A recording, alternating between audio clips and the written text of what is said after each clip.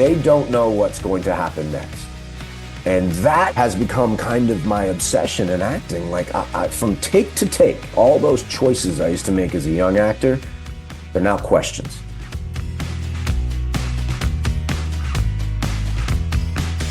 Hello, everybody, and welcome back to Feeling Seen, the podcast that talks about the movies and characters that make us feel seen. And we have a guest that has come up several times, even just lately on this podcast.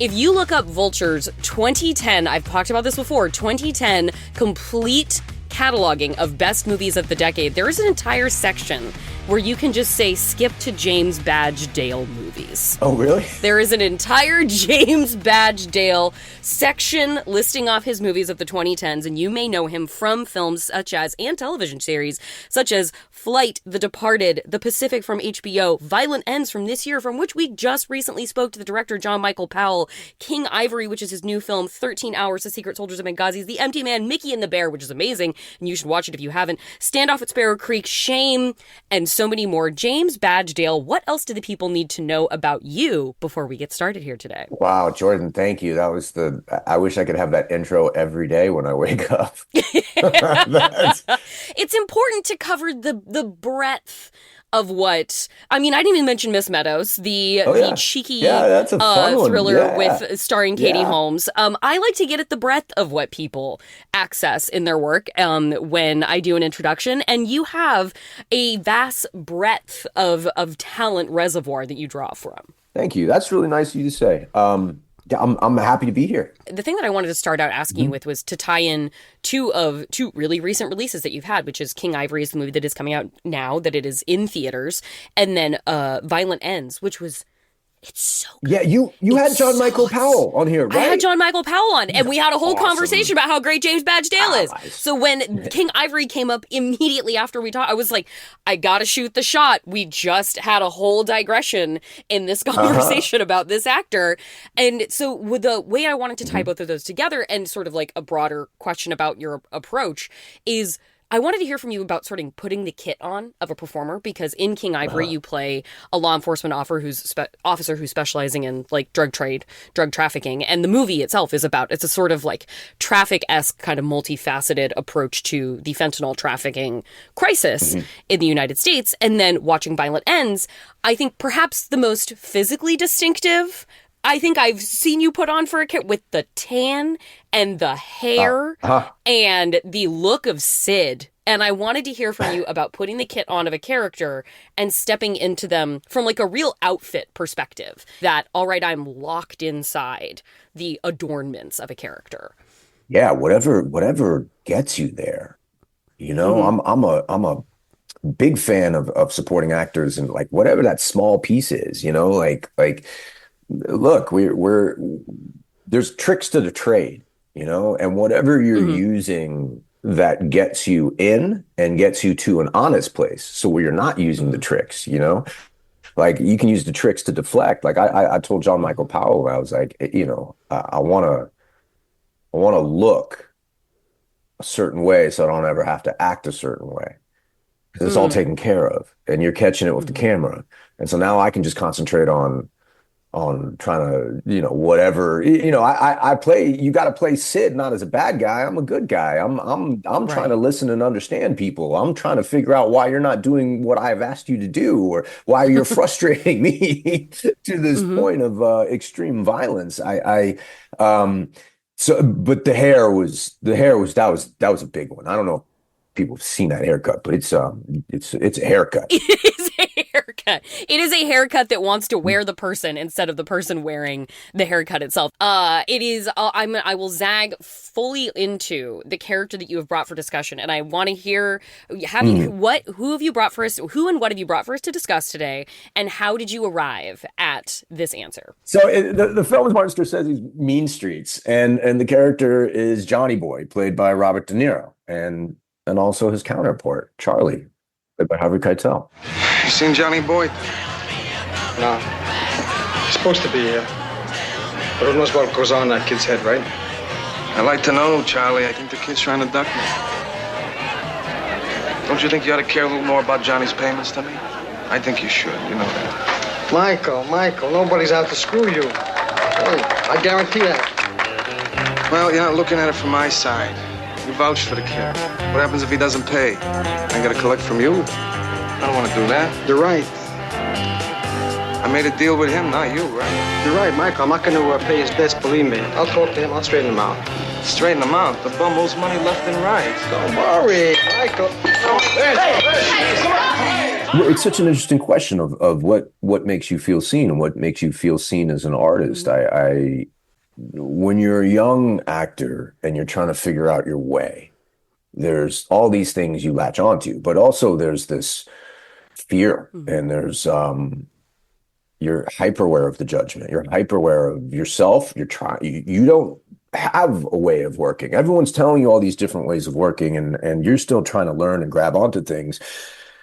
And here was this movie that I saw a performance that was fearless. I saw a performance that was loose. And I want to talk more into this. Also, on the flip side of that, you have Harvey Keitel as Charlie, who is also fearless and loose, but very contained. So you have this explosiveness and this containment, and this explosiveness is alive. And not all of this movie works. It doesn't work. It's a good film, but it can be a hard watch. It's the characters are very unlikable. They're racist. They're anti-Semitic. They're homophobic.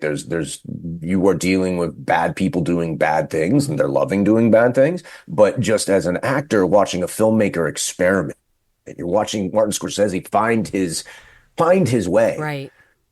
So the experimental nature of this movie is something that sparked me. How old were you when you first watched this? My first memory of watching it, 2002, I had a basement apartment that a plumber had sheetrocked out in his basement in a warehouse in Tribeca. Tribeca sounds nice, but this was my $800 a month, no window crash pad.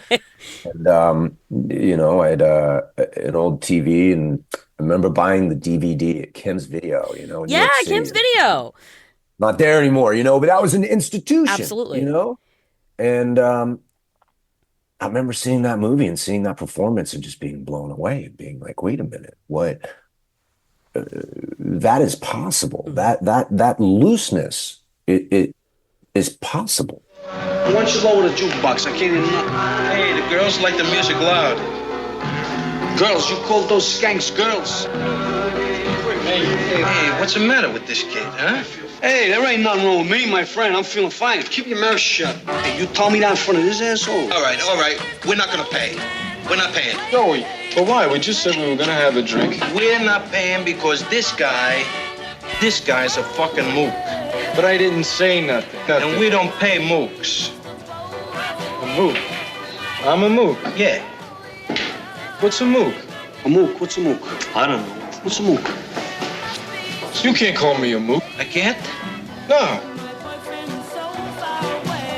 I give you mook. Hey, here's your mook. In preparing to talk to you, I was listening to an interview of yours where you were talking about how I think it was a Broadway performance in which Judith Light was performing on stage, and you mentioned that as a real revelatory moment for you in terms of like acting in your life and pursuing it. And I think you said that you saw like what the honor in the profession of acting could be, and just that as like a very moving experience. And I wanted to know what in watching Mean Streets kind of like sets a possibility model, it seems, in terms of like you said, the looseness. We know Martin Scorsese so well in the early 2000s by the time you're watching this, but what is it like to watch like such an early raw work of a filmmaker you may already know so well, and then coming into this and then seeing another depth to that kind of the origin story of creation? Yeah. And I'm really glad you brought up Judith Light too, because I thought about that last night. I was also like, because that was, when I'm talking about like the personal and the professional impact, seeing Judith Light do this play on stage was a very personal impact on me. It wasn't so much about the technicality of the art that I was seeing. It was the impact that the art was having on me, right, and the possibilities of what art can do, and the selflessness behind it, and in the technicalities of acting, I feel I'm the strongest actor that I can be is when I don't care about myself, when Hmm. I'm selfless, when I'm listening to you, when I'm giving to you, when I'm present with you, when I've done enough homework to not worry about myself. Hmm. And I'm just experiencing this moment with you. And what you were talking about is that experimental aspect to it. Hmm. When when you're a young actor and you're going to work for the first time and you're seeing how rigid everything is and how many people actually work on this and every department coming together and the precision Yeah. that that camera crew has, the precision that the grip crew has laying the track, Hmm. that the electric crew has as they're setting the lights, as hair and makeup, as all this stuff comes down and suddenly it's your turn. Hmm. And as a young actor, you that's scary. That's a big moment, Yeah. And they're like, yeah, yeah, don't worry about it. Just be normal. Just be loose. And you're like, what? Wait, like, okay, I was doing a table read in New York City, and you got to understand, like, where I came from also. Like, I was working construction. Yeah. I was I got in a lot of trouble as a teenager. I really felt like I was giving a second opportunity or maybe a third opportunity at life when I was 21 years old, when I Mm. was 22, and I found theater and I found this outlet. And I was auditioning in New York. I was sleeping on a friend's bunk bed, you know what I mean, who was still in college. I was sneaking into someone's Hmm. dorms to sleep. I was working construction every day and auditioning for every play I could. Hmm. And they said, hey, you want to do this table read? And it's a table read with James Gandolfini and Meryl Streep. Whoa, whoa. Yeah. Be normal, be loose, be normal, be You're loose. good. You're good. You're good. I'm like, why am I here? Like, Jesus. what kind of cosmic mistake has been made that has placed me at this table on a Saturday morning Hmm. at I can't remember what fancy hotel it was in Midtown Manhattan. And I'm sitting next to the late great James Gandolfini. I'm sitting across from Meryl Streep. I'm playing their son, and no one's talking. I don't know if anyone is familiar with a table read. It's when we sit down to read the entire script. So you have the whole cast Hmm. sitting around the table, but then you have the writer and the director and the producers and the studio heads. And so there's all these people in suits Hmm. who are sitting around on a second kind of level, Yeah. just watching. And it's not, it lives in that world. It's not quite acting. It's not quite performance, but it's not reading. It's this I've never thought strange. about the caliber of performance that goes into a table read. This is suddenly fascinating to me. What do you It, do? Like, where do you, like, what gear are you going into for a table read? It's like, I'm all in. It's like, I'm a few degrees pulled back. Like, what's the vibe at a table read? oh, you don't want to be the only one who's all in. That's I've been that guy. On the flip side, you can't be hiding out with your hat over your head and Yeah. whispering the words. It's its own technique, and it's not acting, and it's dreadful because people get fired at table reads. It happens all the time. Okay. I hate to say it. People, they're awkward, they're weird, and there's a bunch of people who are investing their money watching you, and they're scared. Uh huh. And if it doesn't, I've just seen it happen. And this is coming from someone who's been fired himself. So, you know, uh you get back up again. Yeah. But I'm dying inside. So I'm sitting there and it's like I'm with my heroes in this high pressure situation, and James is sitting there making notes on his script. I don't even know how to make notes at this point. I'm like, how have I ended up here? Meryl's smoking. Is back in the day I think they had just put in the smoking ban in New York. Uh It huh. doesn't matter. It's Meryl Streep. She's just Yeah. lighting up cigarettes, and and I'm looking at her, and she's not meeting anyone's eyes around the room. Okay. And the writer director comes up to me, and it was his first job. It was a big job, and I think there was a lot of pressure on him, and it was a studio movie. And he leans down and whispers in my ear. He goes, "Don't be nervous. Everyone's watching you. You're the star." I feel like you get to say one part of that sentence or the other, but not both. Like, It was the worst direction I've ever had before it. I mean, I was like, are you fucking with me, man? Like, what Is did this you just say to me? is this a test? Is this part of the test? Hmm. Jesus. And I have my internal anxiety panic attack, and I look across and there's Meryl, and I look at everyone else and no one's looking at me. They're all looking at her, Oh. Mm. and we said, okay, let's start, let's begin. And the first scene is her and I, and she opens the script, and then she looks at me for the first time, Wow.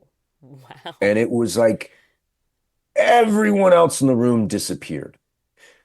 But what she was doing, you talk about that level, Yeah. right? Like, where is the level on that table read? What is it? Is it big? Is it small? It was like I felt the hand reach out of her chest Uh-huh. and grab me and say, "Hi, I'm here with you. Help me." You Uh-huh. know what I mean? It Yeah. was this human connection that just like soared out of her. Mm-hmm. And we just read the words to each other. Mm-hmm. And then James comes in, and then Donald Faison comes in. It was just, and it was this beautiful experience for me as a 22-year-old actor, as a 22-year-old who's scared, who doesn't know why he's there, who thinks he's there by mistake. Mm-hmm. And I'm sitting across from the greatest actor in the world Yeah. right now. And I was like, oh, you feel the same way. Mm-hmm.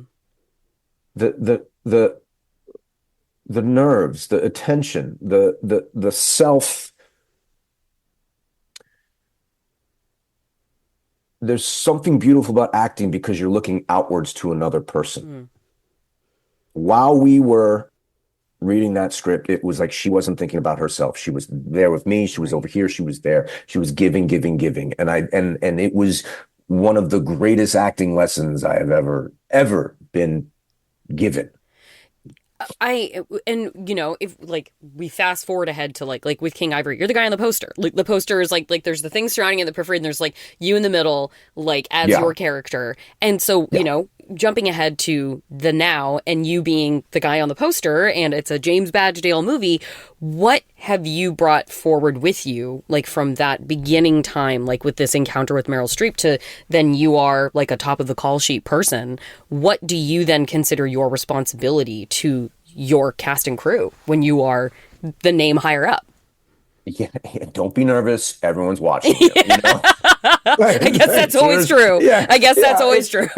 no, I try not to get caught up in that, because that is a certain pressure and there's a certain responsibility, and I've been lucky that the people that I did come up with in my 20s were old school, and there was these old school stories that were told to them, and then they told them to me. I was always I was the younger brother a lot. I was the young partner. I had, Keith Sutherland, David Morse. I had these guys who would like kind of take me aside and be like, hey, there's a right way and there's a wrong way, and I watched the level of the responsibility they felt to have the right, to be prepared, to have the right culture, Yeah. to listen and to respect the crew. Mm-hmm. The carnival, the summer camp. Yeah. Because it's not just about you. It's filmmaking is about us, It's the ultimate team sport. Like that's one of the things that I love so much about it. Is it's really the ultimate team sport.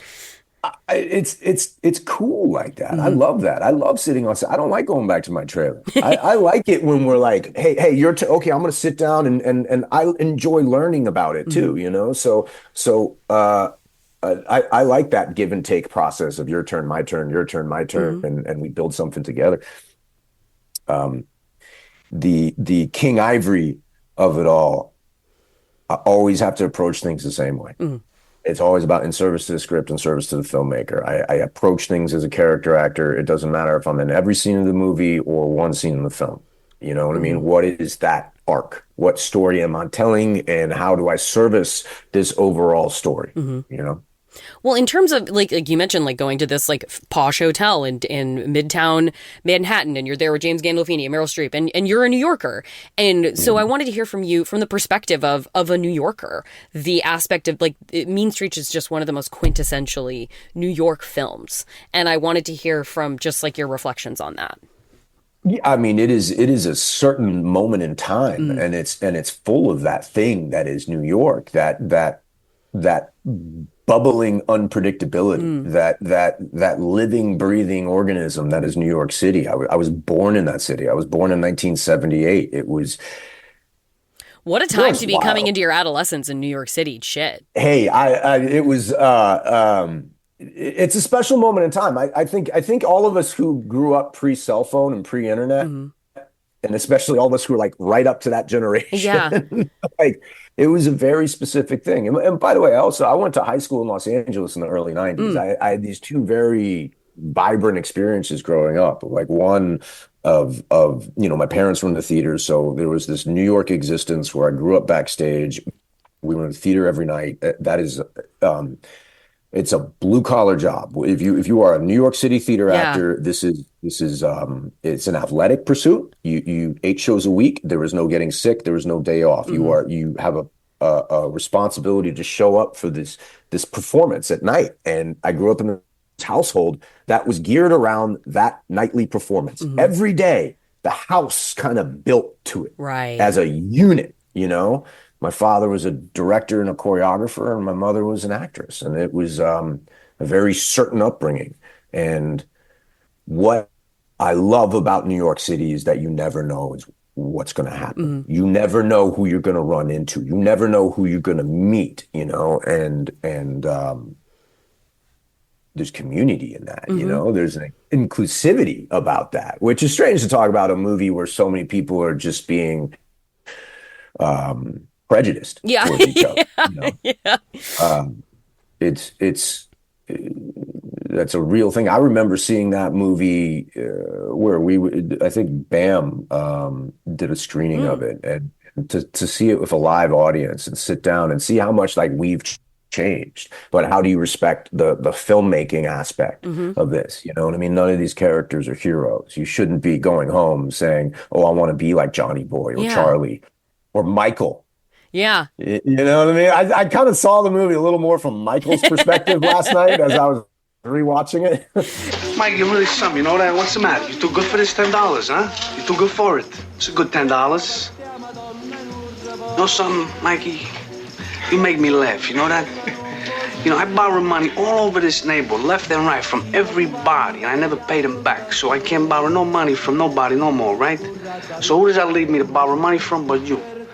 I borrow money from you because you're the only jerk off around here that I can borrow money from without paying back, right?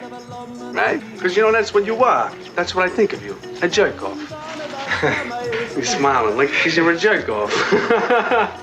You're a fucking jerk off. And I'll tell you something else, Mikey. I fuck you right where you breathe because I don't give two shits about you or nobody else.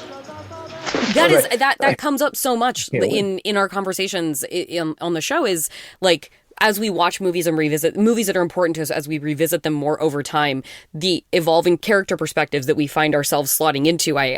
You said like you could start watching this movie in your 20s and Johnny Boy feels so urgent and so present, and then by the time it's 20 years later, you're like, well, Michael was really just doing his best to get through Yeah, this movie. Michael really was a patient man. He was and really patient. I had actually really- forgotten what a like attempt at decency Michael is giving this entire movie. Right, right. And I mean, that moment where Johnny Boy's across the bar and he says, "Let me explain it to you.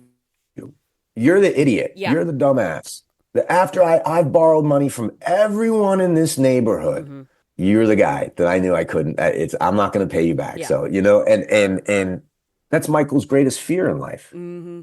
You know what I That's a good mean? point. That was such a personal moment. The whole movie, he's scared of. I'm trying to be a nice guy, but I don't. I'm scared of being a sucker. Yeah. I'm scared of being taken advantage of because we're all, posturing in some sort of way. Yeah. I'm scared of being taken advantage of, and that's an actor thing too. You Mhm. know what I mean? And to be found out in that moment you know, everyone in that movie is searching for their way in life, and they're completely lost. Hmm. They're completely lost. Charlie has it right in front of him. He has love right in front of him, and he can't leave the neighborhood, Hmm. you Hmm. know? And he can't, and like I found that like in revisiting Mean Streets multiple times, I don't know if there's a character for whom the rage I feel at them, like I feel with Johnny Boy, the rage, it feels Hmm. like an ever renewable resource that never actually diminishes, no matter how many times I've seen it. Because the perform and Robert De Niro he's so young in it, and I feel like I'm so sort of like visually accustomed to like an older established De Niro that the young face of his is still something that kind of like surprises me when I see it again. So I don't associate it with necessarily the legend of De Niro. Like this watching Mean Streets, it's just Johnny Boy. Like it's just Yeah. this fucking goon they pulled in off the street to be himself, to act our Yeah. opposite Harvey Yeah. Keitel, Yeah. who's such a Yeah.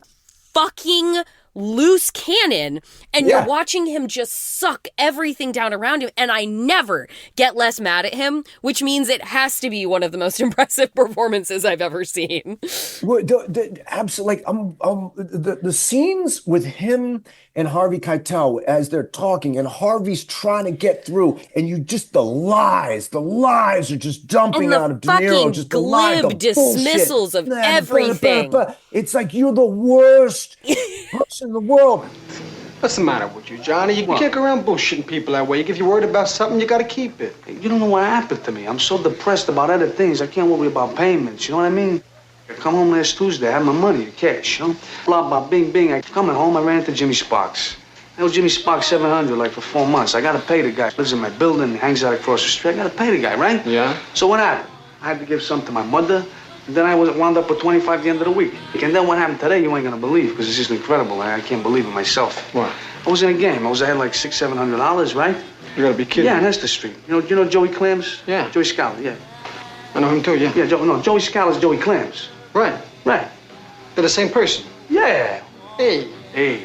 And you're watching, you're like, is this written down? Yeah, Is- yes. There's It's too true. like It's too true. You were improving the whole. You guys are, and that's what the electricity of when you talk about acting of like what I love is the unpredictability, the fact that when you shot that, it's the only take you have. You know what I mean? It's not. There's an element of like we are witnessing something that happened once. And you see it in other films where it becomes stale, where it's like, I see what you've done. You did it 14 times on this take and 14 times on this take, and you edit it this way, pop, pop, pop. This was like, it should hit you. You should want to reach in and punch the dude in the face. when he's telling him when real. Harvey Keitel, when Charlie's like, after everything I've done for you, and Johnny Boy's like, what have you done for me? What have you done for me? And you just wanna fucking throttle him through the screen and be like, you are only alive because of this man. Exactly. You don't see it. You know, it's the I did a movie called Shame with Steve Indeed, McQueen. yes. And I was okay, I'm gonna tell you this whole story. Okay, I please. almost got fired from that movie. But this goes to predictability versus unpredictability. Okay. And how do you reach that point on set where you're able to find that thing, you know? And I'd just gotten off this Joe Carnahan movie. I knew Shane was coming up. I flew back to New York. I was like, I'm gonna rest. We're gonna do a table read. And I had pushed my work. I had not done the preparation I think I should have done. And I walked into rehearsal and Steve McQueen goes, all right, just get up. It's me and Fassbender. He goes, I want you to improv all the scenes in the movie and tie them together. Oh, and I said, wait, what? Okay. And I pick up the script and he goes, no, put your script down. You know it. Don't I? No, I don't. Yeah. I don't. And I've never been asked that before. Wow. And I've never been asked that at that moment. It was so new and unexpected and absolutely frightening. Yeah. And I stumbled through rehearsal that day. And I went that night, and I stayed up all night with the script. I still have photos of the notes I had made. I mean, I went into an obsessive hole and I Scored the whole script, came out the next morning. I go back to rehearsal. I go for a 5 mile run. I'm feeling great. I show up. Steve says, "Hey, we're going to work on this little monologue you have." Uh-huh. Michael, step out of the room. Just me and Badge. I'm like, great. A monologue. Yeah. I'm an actor. All right, this is what we do. You know what I mean? No other. I'm gonna act. Yeah. Check me out. Capital A. Yeah. Ha. And I sucked. And Steve Really? was like, "What was that?" And he's like, "That was. What are you doing?" Oh. Whoa, whoa, whoa, whoa. And he looks really confused. And he's like, "What are you doing?" "Do it again." I do it again. I'm acting. He goes, "What are you?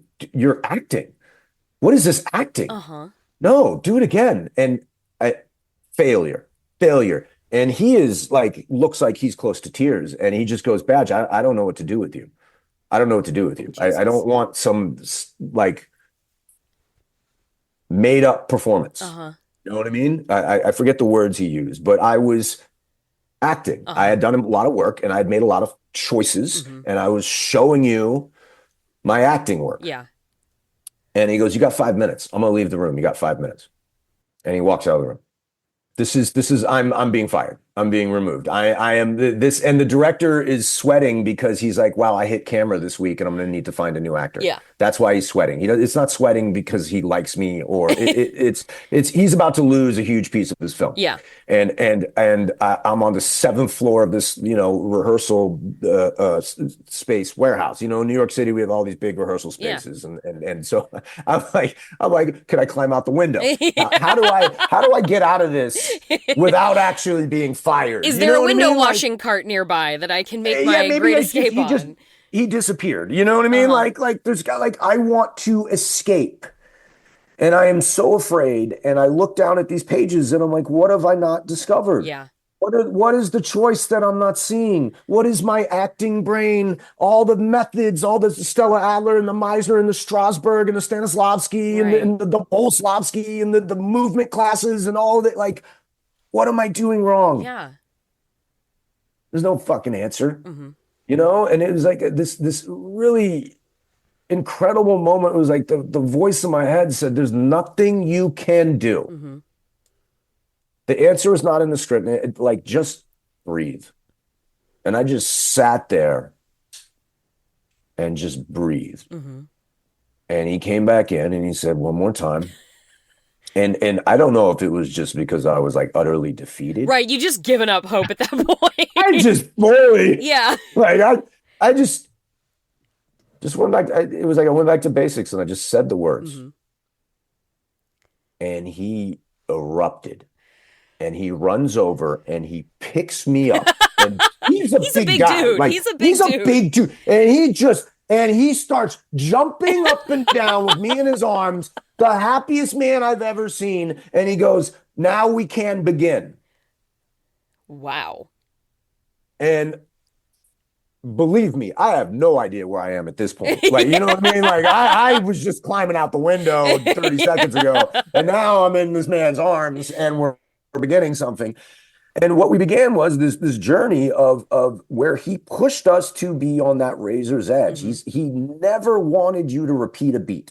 He shoots without coverage, and every take something different. Every take, push it. He goes, "I don't care if you fall on your face. If you blow this take, I don't care. Okay. Go there. Go there. Do not be afraid to go there. We are making art.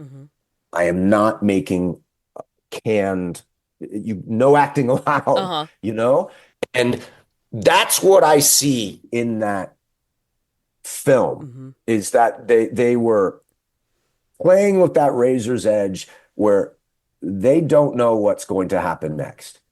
And that has become kind of my obsession in acting. Like I from take to take, what happens next? I don't know what's going to happen next. You know what I mean? All those choices I used to make as a young actor, they're now questions. And now it's like, now I'm searching for the answers. I'm searching for the answers, And acting's a lot more fun that way. It's time for a break, but I'll be back in a second with Badge Dale, and we'll go full circle about the time he worked with Martin Scorsese for the film The Departed. And then at the end, I will have one quick thing about a movie I really think you should watch this weekend, and more on that at the very end, so stick around.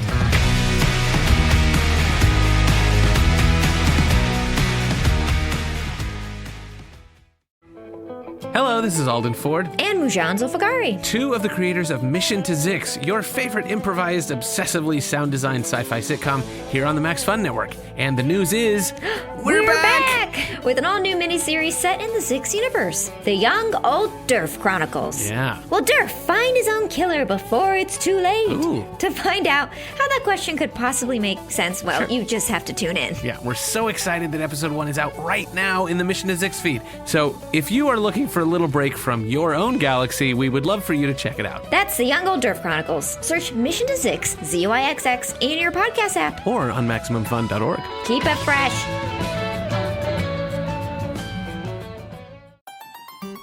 Hello, Internet. I'm your husband host, Travis McElroy. And I'm your wife host, Teresa McElroy. And this is a promo for Schmanners. It's extraordinary etiquette. For ordinary occasions. Every week, we're going to tell you about a bit of culture, a bit of history, how etiquette still applies in the modern day, all that stuff. We also love to do biographies and histories of, and, general procedurals, how to do etiquette in today's society. So, come check it out every Friday on MaximumFun.org or wherever you find your podcasts. Manners schmanners. Get it?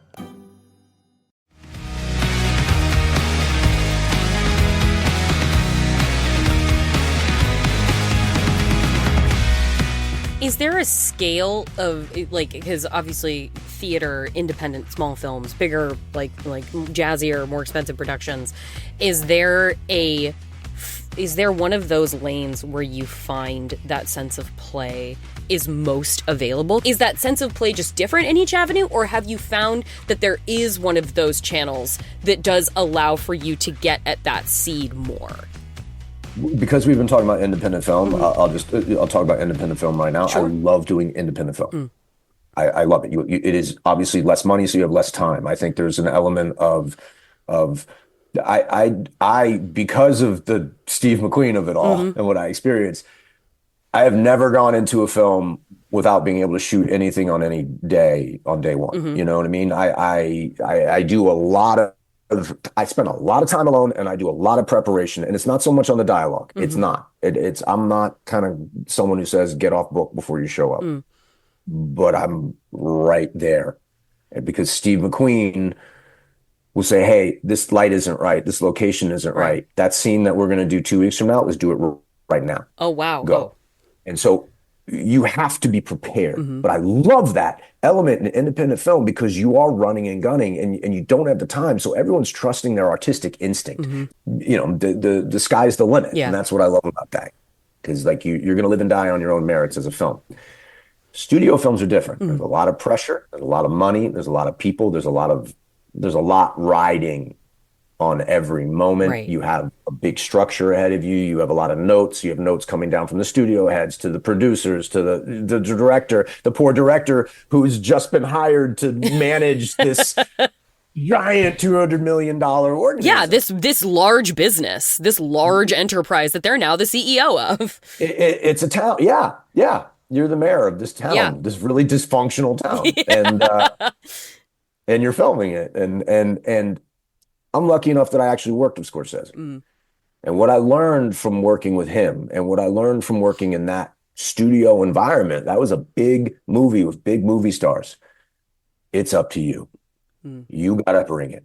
No one else is going to bring it for you. When you were there, I thought Martin Scorsese was going to give me the key to acting. Right. I thought he's going to be like, "Oh, you like Johnny Boy? Let me give you the notes. Yeah. You like me? No. The direction was faster, slower, take a beat. But do whatever you want. Right. Like, oh shit, I do this for a living and I'm being trusted to do my job right now. Yes, you've been hired to do a job, and your job, are you a mannequin? Are you a real human being? You know what I mean? It's not stand on the mark and say the lines. Yeah. As sometimes, though we talk about it, it's as simple as that. What are you bringing to that? And I had to learn the hard way. I mean, I'll be honest. When I worked with Scorsese, I was too scared. I was tight. I was the opposite of Johnny Boy in that movie. And it's the one movie I'd like to do over again. I was so nervous and I was so scared every day. And I was just trying to stand on the mark and say the words without being found out. the way I felt. Well, that actually gets to like Mean Streets. We have Scorsese and Keitel and De Niro, and you have like this feels like a what would become like a quintessentially Martin Scorsese ensemble. And you talking about the actors that you came up with, I wanted to hear from you about like what is the role that actors are playing for, because it's such a mercenary kind of industry. I wanted to hear about like what are the actors doing for each other to bring each other along, like regardless of what size of set you're on, like you're there and like suddenly you have this connection with Meryl Streep and she's not looking at anybody but then she's looking at you, and then just like, okay, it's an indie movie, we got a run and gun. Like I want to hear about actors getting each other through the moment. Well, sometimes it's a big, lovely community, and sometimes it's dysfunctional, like a family, Yeah. and sometimes it's really lonely, sometimes you're working by yourself. The, the back to The Departed, here I am, 25 years old, 26 years old, and I'm on set with Matt Damon and Leo I mean, it's and as Mark big as it gets. Wahlberg. It's as big as it gets. It's as big as it gets. And I'm like, oh, great, we're going to be friends forever. These are my new pals, because I was coming from like, listen, the New York acting experience, what I came up with, Yeah. it was very positive, very positive. New York it was born and bred in work ethic. Everyone was hustling. You're working 2 to 3 jobs. You're doing every play you possibly could. You're at the same auditions. You're hitting the subways together. There was this kind of real support and positivity and sense of play, and I found, when you go and audition in LA, there's sometimes there's a different tone or vibe. I've heard that, yeah. Audition room. Yeah. But here I am going to work with these professional actors, and it's like, oh, yo, wait a minute. We're mercenaries. We're bounty hunters. And everyone is coming in and they have a lot riding on the line. Right. You know what I mean? And that's the other thing. Like that is you are, when that camera turns on, do you know how much is riding on that? Right. You know what I mean? Because it's going to live forever. And that's the other thing about a studio movie. That movie's coming out. Yeah. You blow it on an independent film, and no one's going to see it. This one's going to play on every screen. Everything. And everyone's going to write about it. And everyone's going to tell you their opinion on it. Yeah. And you're not going to please everybody. And you might not make money. And there's all these other elements. And so what I watched on The Departed was like Matt Damon. What I learned from him when he showed up to work and he would lean over and he'd be like, I'm nervous. And I'm like, how are you admitting that? Because I'm still acting an ego. Yeah. I'm in my ego stage. I'm like, I'm an actor. I'm a good And he's like, I have no idea what I'm doing. Roll the cameras. And he would just launch himself into an idea and into that Johnny Boy energy, that creative thing. And sometimes Marty would come over, he'd cut, and he'd come over and be like, yeah, I could try. It didn't really work. Do something else. But then other times it would be beautiful and genius, and it happened, and it was real, and it happened in front of you. And thank God it happened on camera. and thank God it happened on camera. And by the way, thank you, Matt, for telling me the truth. Yeah, that's an impressive kind of vulnerability and such a testament to somebody moving past that kind of ego in their veteran career. Absolutely. He gave something to me. And I think I was kind of a dickhead on that set, I was lying to myself and in turn everyone else, because I'm like, I know what I'm doing. No, I had no idea what I'm doing. But that is part of like what you're saying, like the actor camaraderie, and I've worked with these actors who have given something to me. So when I'm on set and I'm looking around violins and I'm like, well, I'm the oldest guy here. You know what I mean? oh like, shit, I'm the guy. I'm the guy. Yeah. I'm the guy, and Jasper Jones, who plays my son in King Ivory. It's like, we just met that day, and like, we're supposed to have this lifetime history. And it's like, yo, what can we talk about? Well, we could talk about acting. I can talk about acting all day long. I can tell you stories about New York City. I can tell you what that was like, because he's coming up in a different time. Right.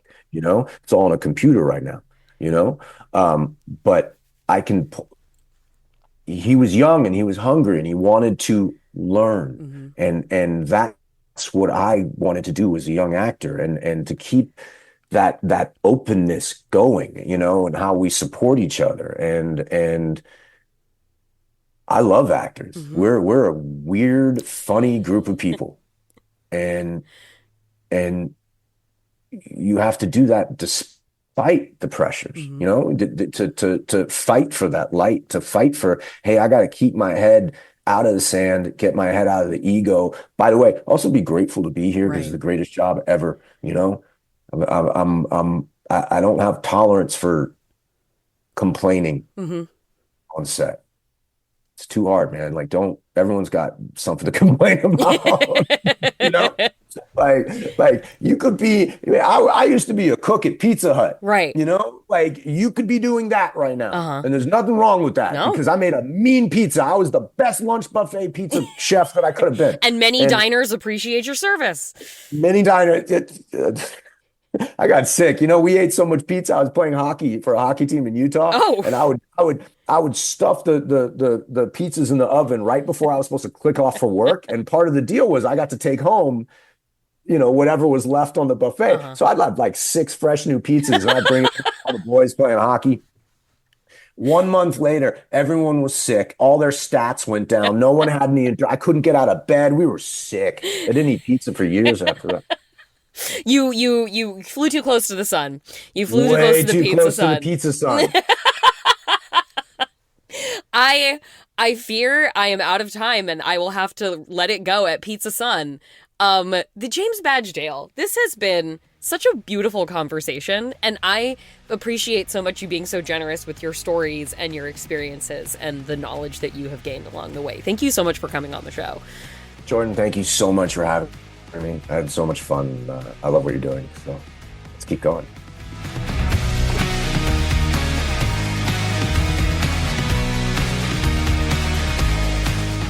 Thank you so much to James Badgedale, an orator for the ages, a storyteller that we are all lucky to get to listen to.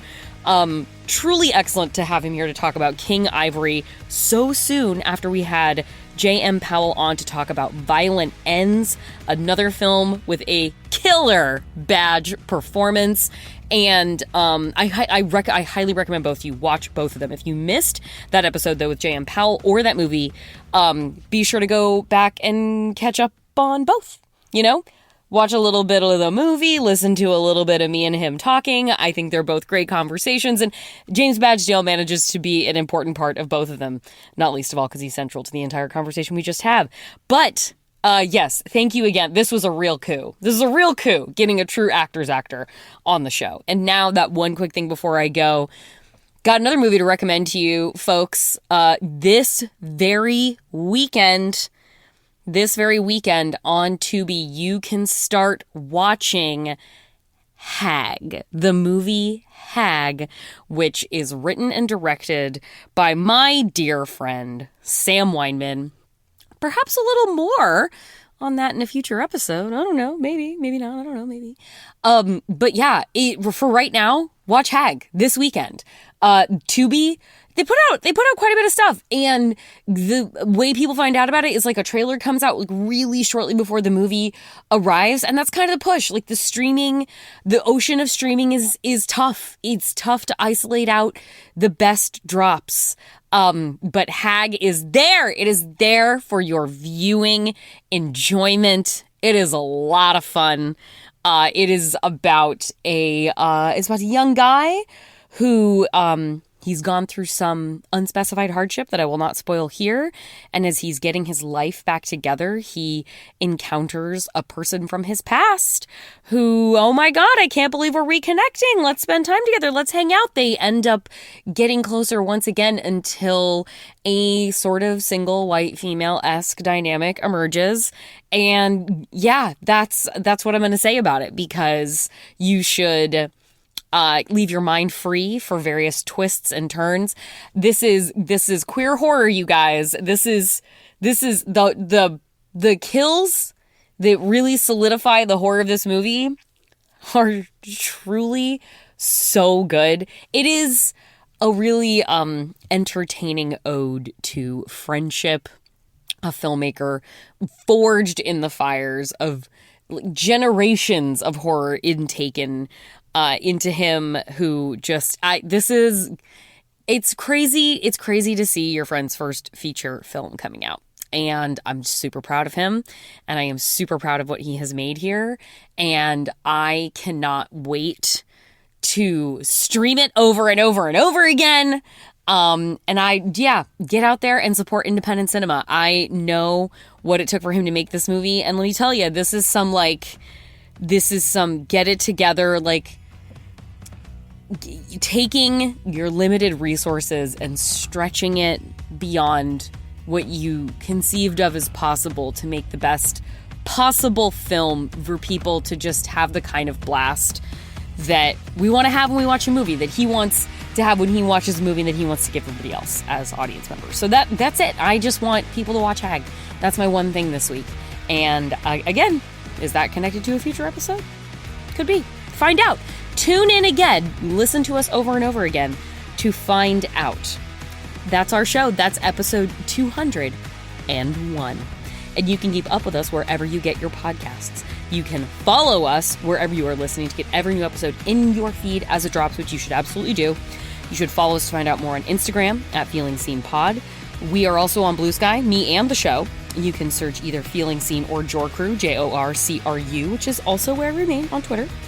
Our theme music is by Andrew Eapen. Our producer is Marissa Flaxbart. Our senior producers are Kevin Ferguson and Laura Swisher. And this is a production of Maximum Fun.